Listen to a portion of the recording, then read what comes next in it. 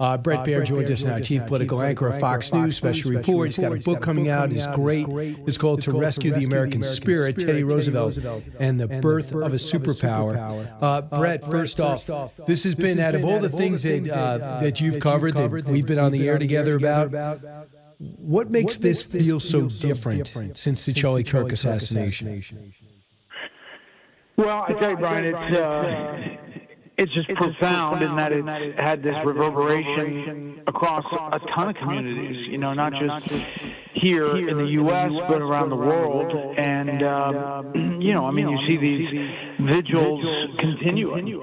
And I think you see the fallout from it. I think because it was so public and because that actual shooting made its way around on social media, it also had this kind of spooky effect on people's minds of the thought of that happening, much like when you saw the video of RFK being shot or JFK being shot in the back of that car. It's a kind of indelible image that, you know, it provokes emotion. The other thing is, he's your friend and he's your guest. I mean, he's somebody you think to yourself, I mean, with especially my Sunday show, I had to space him out because you can't have him on every week, but he always brings a point of view, and he always has an idea, and he can always move it. He doesn't give predictable answers, and he is making news. And then to think that that guy in the prime of his life, you could see him tossing out hats 1 minute and the next minute suffer the most horrific wound possible. It's really something that, you know, and now with the eve of the internet, you don't have to wait for a film to be developed, like the Zapruder film. You see it now. And the fact is, after yesterday, we know so much more about the suspect. Have you ever seen a press conference like that of such substance? No, and I think that there was a need for it because a lot of people were going down the rabbit hole online, and it was getting a lot of even mainstream attention.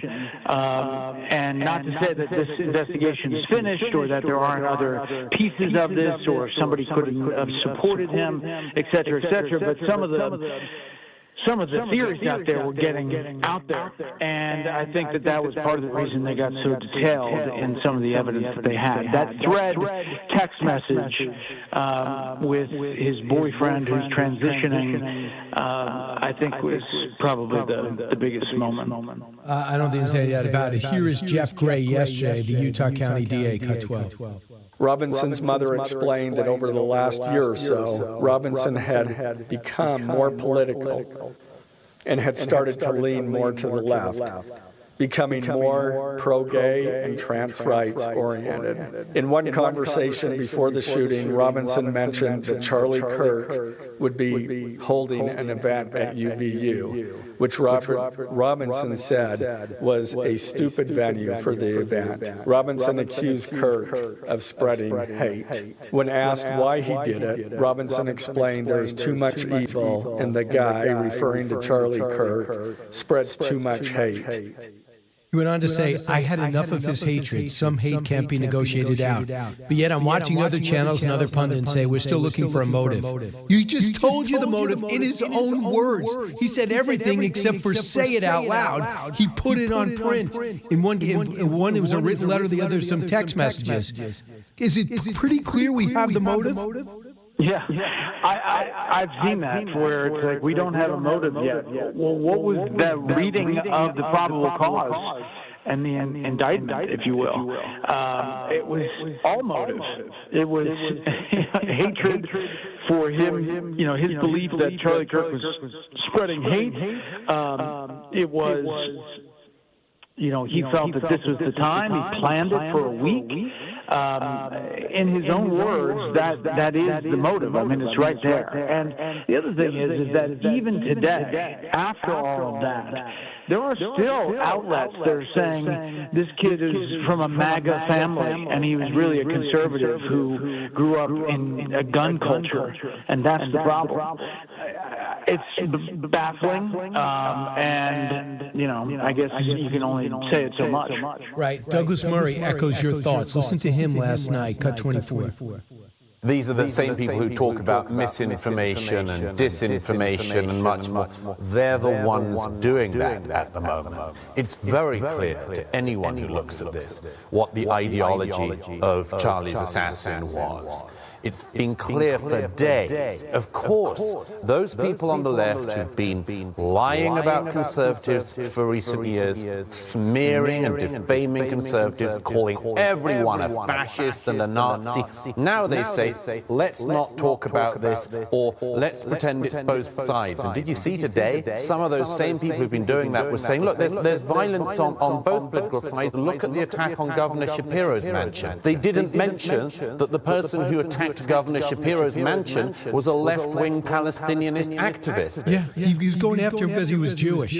So Douglas Murray, again, that's exactly what you were saying. I mean, we don't pretend like we don't have the answer. Yeah, it's frustrating, and I think it's part of there's wish casting. I think on some sides that this person fell into a different bucket, and it doesn't fit into the narrative that they really want. So it's taking them a long time to accept even a very detailed probable cause sheet from the district attorney. Right. All right. So the other thing was the Kash Patel and some of the sparring that took place yesterday. It was almost like when you get some of these guys on that have been on the air for a long time, you better be if you're going to go after them, you better be ready to get hit back. He was ready to hit back yesterday, and some of the sparring that went on with Cory Booker. Do we have some of that? The Cory Booker, as well as the one with Adam Schiff. I don't know. Do we, yeah, let's listen to. I don't think you're fit to him the bureau, but here's the thing, Mr. Patel. I think you're not going to be around long.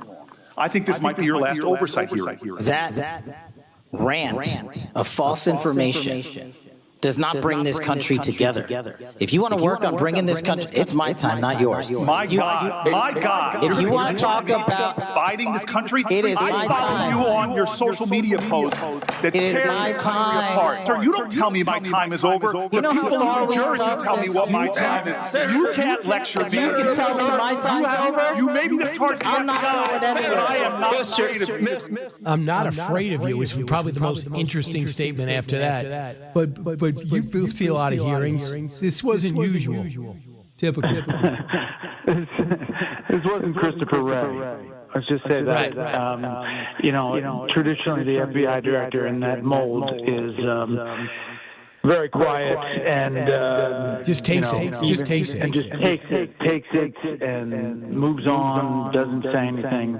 Kash Patel is not that kind of FBI director, so he pushes back.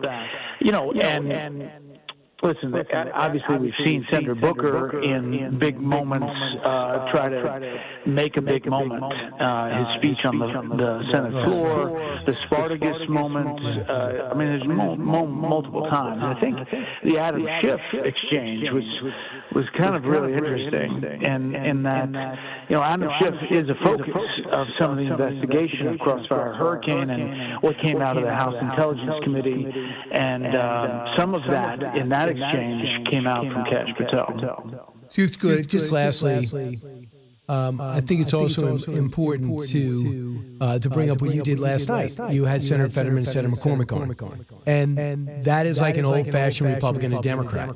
They probably didn't know each other before they both ran for a Senate seat. McCormick didn't get past Dr. Oz. Fetterman beats Dr. Oz. The other seat was Casey's. Fetterman came out for Casey. McCormick wins. But these two see eye to eye in a lot. Why was that important for them to call you to come on? Yeah, it was right after the shooting. It was just a few days, and everybody was still reeling, and they reached out and said, we want to do a common ground.